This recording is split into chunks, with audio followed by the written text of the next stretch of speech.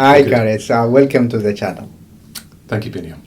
Yeah, it's good to have you. I can say a lot about you, but I will give you the chance to introduce yourself. Okay, so my name's Gareth Thomas. I'm originally from the UK, South Wales, and came to Australia in 2006. So I've been here now for a long time. Yeah. I'm an Aussie now. Yeah. And spent 15 to 20 years working in the electronics industry, mostly with Japanese companies, and did a PhD in my 50s. Yeah. So this is my first real academic job since I got my PhD. Let us start just by talking about the importance of entrepreneurship for anyone. It could be for countries or it could be any individual. How do you describe the importance of entrepreneurship as entrepreneurship researcher and lecturer? How do you describe it? Well, I guess a lot of people think entrepreneurship is about making money. Yeah. But that's not really what I see entrepreneurship's about. I think entrepreneurship is about solving problems. Yeah, thanks to the media. Yes, Yeah, the media yeah. just portrayed that image. Yes. Yeah. So, I mean, I spent, as I've already told you, I spent quite a few years in industry. And to be honest with you, I never really knew what I was doing. I was just doing stuff. And then really towards the end of my career, maybe even when I started to get back to academia, I realized that actually what I was doing was I was being an entrepreneur. I didn't really understand that at the time. And I was a corporate entrepreneur within some large companies. Yeah. And really my job was about solving problems. So to me, entrepreneurship is about solving problems. It's not necessarily about making money. Yeah. And the more I've researched and the more I've studied and the more I've taught, I guess I can see real examples where entrepreneurs who get the most out of their lives are the people who solve problems with a passion, and they're the people who you can see the light in their eyes about how wonderful their experiences are. Those guys are not necessarily about the ones who are making lots of money. They're the ones who are really working on something they're passionate about, and they've delivered some solution and they've solved some problems. So I think that's what entrepreneurship is about. That's really interesting. The problem-solving part is really very much close to my heart as well. And I want to see entrepreneurs like us as problem solvers, and they are agents of change. And you have actually mentioned one important point there. It's about the passion they have to have in relation to what they are going to do. Just tell us the importance of passion in becoming entrepreneur, and in becoming actually a successful problem solver as well. Yeah, I guess unfortunately we humans, humans don't really like change very much. Sure. They're more comfortable with things that the same today as they were yesterday. And entrepreneurship is the complete opposite of that. True. It's about change. It's about making things better. It's about going forward and doing something different. So the biggest challenge that probably I faced as a corporate entrepreneur was overcoming that sort of resistance that you find in all organisations to change. Yeah. And why is he telling us we got to do this differently? We've always done it this way, and it's always worked. Why do we have to change? And that sort of response is really, really common. And when in my managerial positions, one of my biggest challenges was always to try and get my team or people to work with to realise that change wasn't a bad thing. Change was actually quite interesting and quite exciting, and it meant opportunities and it meant new things and all these real positives. They're not something to be frightened of and afraid of. So that was probably the biggest challenge I faced. How can you make them passionate about change? That's the thing. You were saying they need to have that passion to be problem solver, and change, as you said, is one of the thing which really we struggle with. And how can you make your employees really passionate about change and seeking change? If they can see something changes for the better, even if it's something very small, and you start with small, if you can make a small change and suddenly you realise, God, that's made my life so much easier, or it's made my life so much better, then this is not a transformation that happens overnight. You can't make people passionate tomorrow when they weren't yesterday. This takes a long time, so you have to be in it for the long run. And the way you do that is just incrementally changing gradually. And then once eventually people will your team will see that, you know, if I can make the right change here, then it's going to make a big difference to everybody, and things are going to get better. We're going to grow. We're going to, you know, and have more success, or whatever it may be that inspires people. Yeah. You have to start small. So once you've made those initial steps, you can make change happen. So I think that's the trick. That's interesting. Particularly when it comes to corporate entrepreneurship, I would say it's really tough to make everyone passionate about what you are trying to do, as opposed to someone who is trying to build his or her business from the ground. Tell us about the big difference between, you know, the traditional entrepreneurship, the entrepreneurship that we know, and that of corporate entrepreneurship. So I think corporate entrepreneurship has a lot of entrepreneurial leadership involved in it, and it's to do with much more to do with creating something collectively. I think the individual, when you start a business, sure, you're going to have partners, and sure, you're going to have stakeholders around your company, but I think the entrepreneur who starts his own business is pretty lonely, in a lonely position, you know. She can be completely on her own, and she's got lots of forces of pushing and pulling her all around her. When you're in a corporate environment, things are very different in that respect. Even though you will have people pushing against you and not agreeing with you, you do go home at night, you know, and you do switch off, and you can have another life.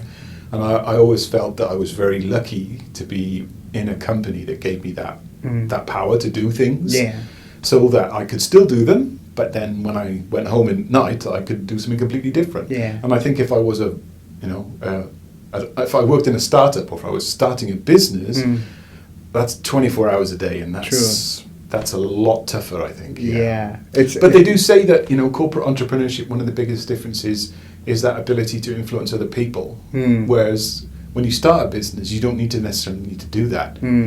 So it's those powers of influence that I think that set apart a corporate entrepreneur from a non-corporate entrepreneur. Probably here you are influencing yourself, and in the corporate environment you just want to influence others. You have to, actually. But the normal, you know, when you are starting your own business, you have to make yourself disciplined. You have to have that level of detail in everything that you do. You just mentioned one really great point, which is about the support that you have to have, whether you are a corporate entrepreneur or some other type of entrepreneur. You know, tell us about, you know, how that really contributes to your success. You know, having someone, you know, when you go home, having someone who can actually, you know, make you focus on something else. Well, I guess within the company, you need sponsors within the organisation as a corporate entrepreneur, and of course, they can take you so far, but not to the goal. You have to still get to the goal yourself. So you do have that support structure. You know, people who recruited you, people who empowered you to achieve something, people gave you a budget to do it. They're the sponsors that you get in a corporate entrepreneurship context. Outside the work, then I guess, well, I've always been a sort of person that sort of work hard, play hard sort of person. So I think that's really important as well. And if you do work too hard in the day, that you've got no energy to play when you're not working, that's not a good thing either. So something I noticed from my experience working a lot with Japanese companies and Japanese people is they really are very poor at that. You know, everything is done at 100%. So if you work 100%, then you've got no energy then to play. You know, so or at least no energy to think in a different way in a different environment because you're so focused on your work. So that was a challenge for me in those environments, was to try and maintain that balance between work hard, play hard. And my wife always say, you know, you come very much exhausted, therefore you are not actually even present at home. It's an important part, and the struggle for many entrepreneurs, I would say. You know, even though I am not an entrepreneur, you know, the traditional entrepreneur, even, you know, as a normal employee, you really struggle to balance life and work. But particularly entrepreneurs, as you just mentioned, it's such a big struggle for them. What do they need to do? What do they need to do to get that balance? Yes. Well, Again, I'm thinking that maybe I shouldn't be so presumptuous as to say that. Just because that's the way I did something, then that's what entrepreneurs should do. Some people want to devote their entire waking hours to a certain way of living and a certain way of working, then if that works for them, then maybe that's good for them. So I'm not sure I could come in and say, just because I had this work hard, play hard idea that everyone else should do that. I couldn't say that. That was just what worked for me. So. Now, I'm referring to the literature, to the entrepreneurship knowledge when it comes to well-being. That's also part of it, I guess. And particularly you as a corporate entrepreneur, you should also kind of take care of those who are working with you, because they are also part of that definitely that entrepreneurship. Definitely did a lot of that. Yeah, the question is therefore what are the sort of things they have to kind of take seriously so that they can actually find that balance. So I guess I could answer from my corporate entrepreneurship experience rather than as a startup entrepreneur, for example, or a small business owner going through a lot of turbulence, for example. That's a big, tough challenge.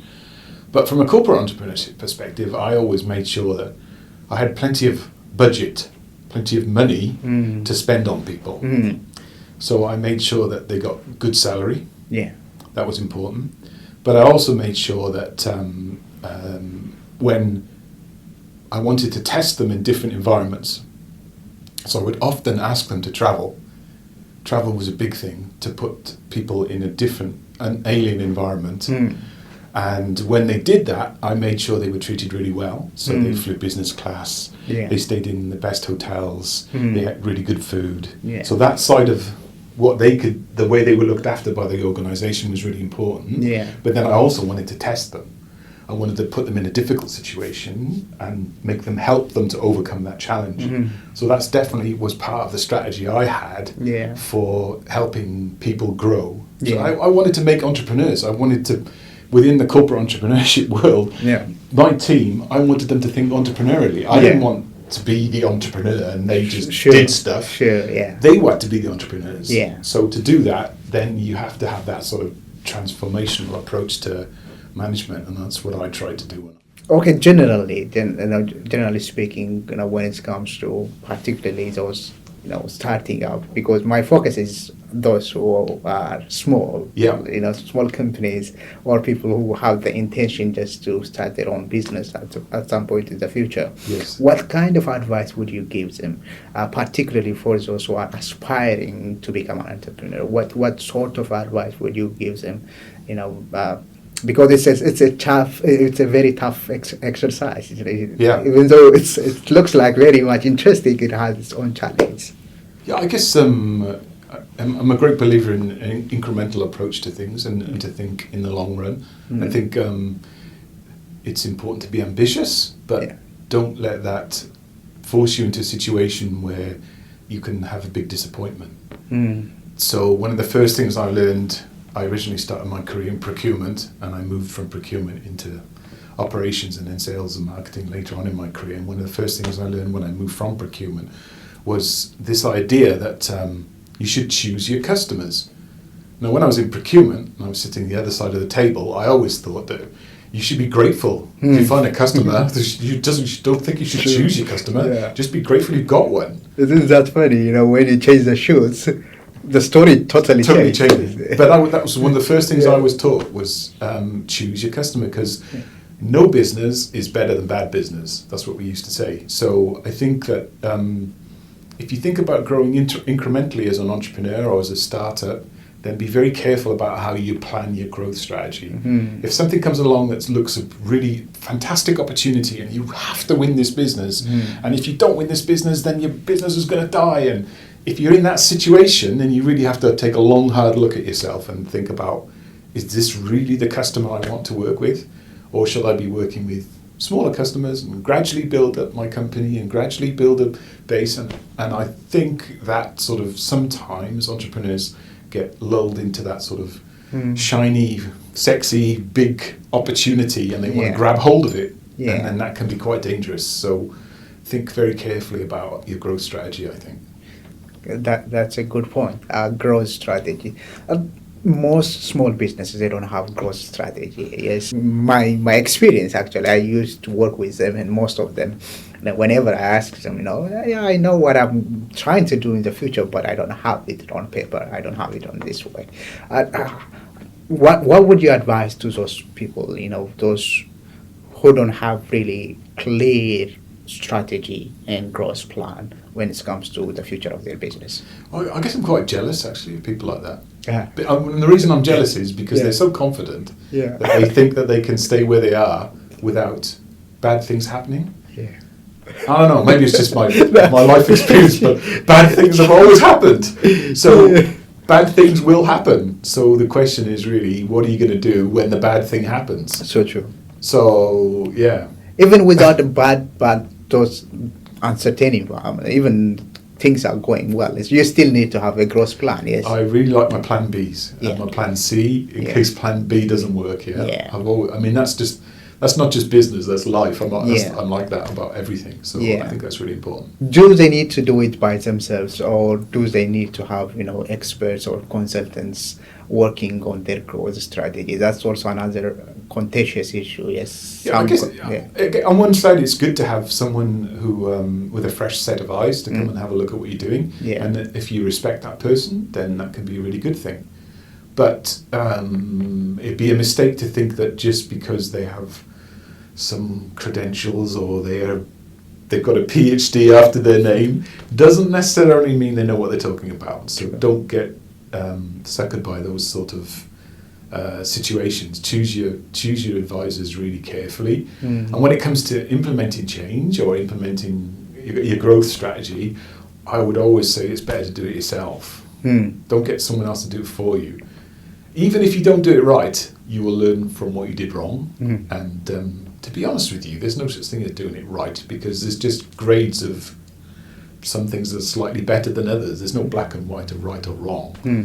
So if you have the attitude that everything you try and do, you just try and do it better next time, then I think that's the best approach to thinking about implementing new strategies or growth strategies. I think I only have one or two questions. In relation to this growth strategy, what sort of strategies firms need to really consider, particularly those who are just joining the market and trying their best to survive in the market? A key thing is to think about why you're doing this. What's your point of difference? What is it that you do better than everybody else? Why should anyone come and talk to you? Why should anyone buy anything from you? There's something about you that is different, or something about you that you're better than the competition.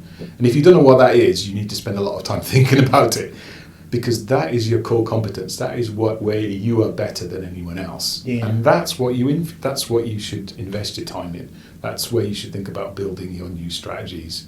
Something about you. It could be your skills, it could be your contacts, it could be your knowledge, it could be your bank balance. It could be anything at all. True. That's the one thing that you have to focus on. If you just try and do it the same way as everyone else around you, then you won't last very long.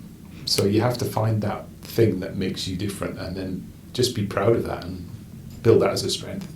And it's easy when you are small to differentiate yourself. Definitely, yes. Oh, that's a good one. Yeah. This is my final question. What kind of advice or what kind of message do you have for someone who is really keen to start his or her business, but something is pulling him or her back? Find something you're passionate about, something that you love. Do something that you love, and if you do, then do it gradually, and let it grow organically. And that's the way you'll get most out of it.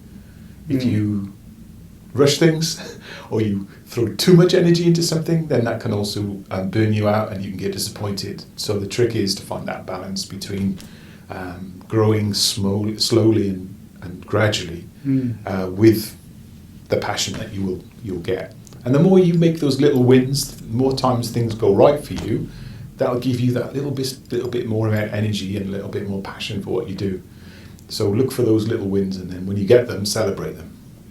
I know I have said that would be my final question, but based on your answer, I have to ask you this question because I have been receiving some questions in relation to this, particularly passion.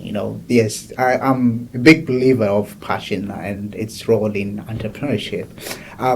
But there are quite sizable number of entrepreneurs and actually academicians as well who believe that entrepreneurs need to be driven by market instead of, just their own passion and, their interests.